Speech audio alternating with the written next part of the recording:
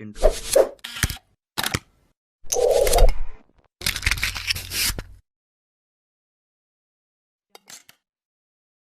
Hi guys, welcome back to 48th part of the Arduino tutorials. In my previous videos, we have already worked on some of the temperature sensors like DHT and DSB. If you have not come across those videos, you can get the links in the description box. Usually, these temperature sensors will be used with applications where we measure very small temperature ranges, maybe up to 100 degrees Celsius. But consider for any of your application, if you want to measure very cold temperature around minus 100 degree or very hot temperature region up to 1000 degrees or more, then we cannot use these temperature sensors. Instead, we have to go with the thermocouples.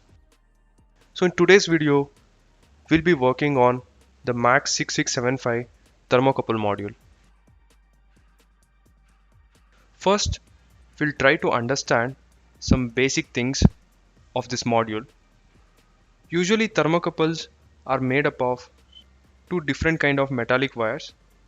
They are joined to form two junctions, which is hot and cold junction. When the hot junction is exposed to any heat, the electrons from this junction start flowing to the cold junction. This makes the hotter region positively charged and the cold region to be negatively charged, which results in the voltage difference. This voltage is very less, usually in millivolts. We cannot directly measure this voltage through microcontrollers. This is where the MAX6675 IC comes into picture.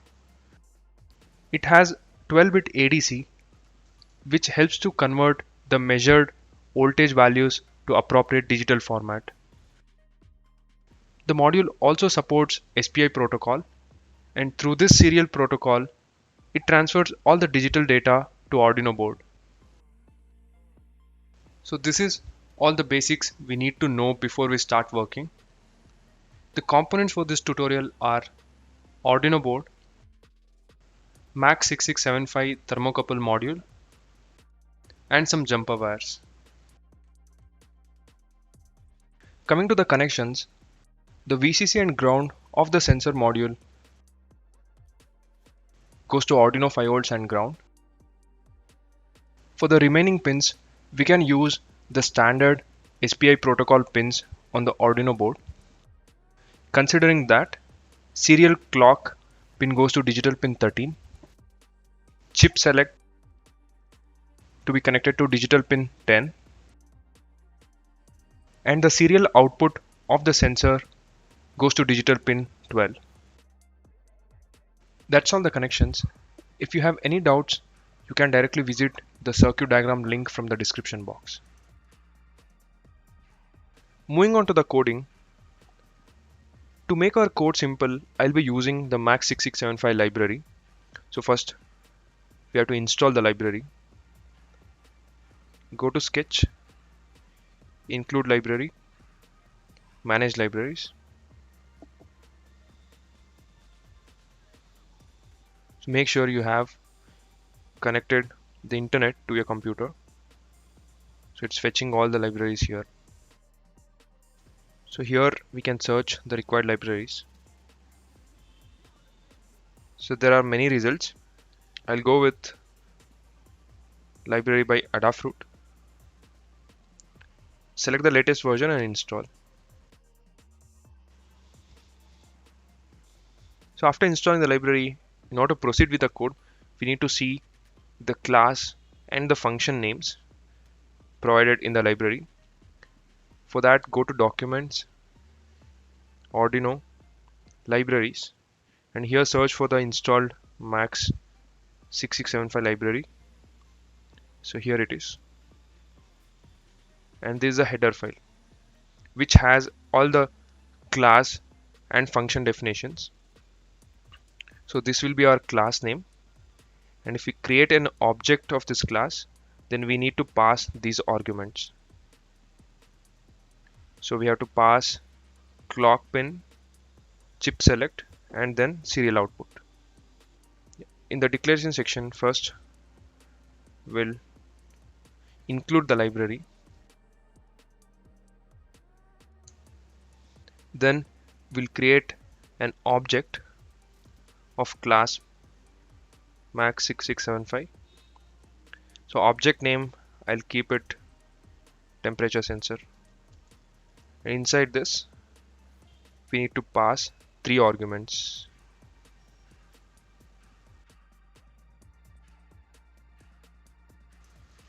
So similarly, we'll also declare these variables and the corresponding pins we have connected in the circuit. So I'll use int data type, int clock pin connected to digital pin 13, chip select connected to pin 10, and the serial output connected to 12.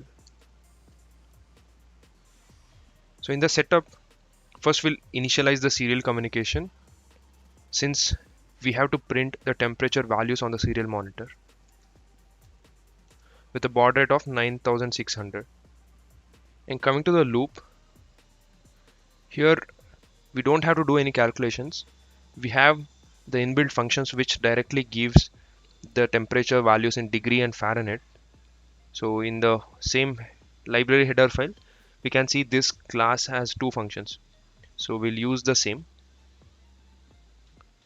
So I'll declare 2 variables with float data type, float temp in degree Celsius, which is given by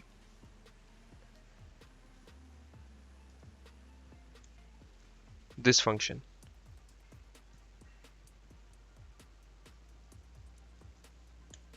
Similarly, float temp in Fahrenheit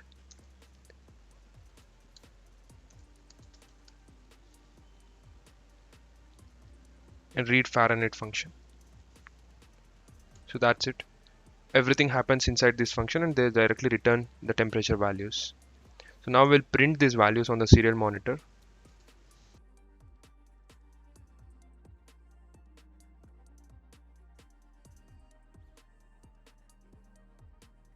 So this is for the text and this for the value. Next, for the Fahrenheit, I'll just copy the same 2 lines, but here this variable. So at the end, we'll give some delay. Maybe I'll give 500 milliseconds between the cycles, so that temperature sensor get some time to update. So that's it, the code. Just compile it. Yeah. Now we'll upload this code and see the results.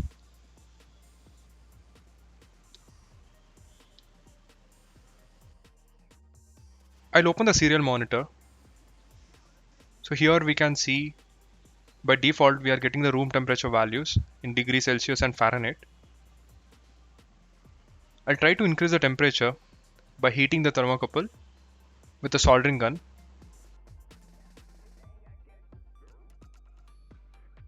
As we can see here, the temperature values are increasing.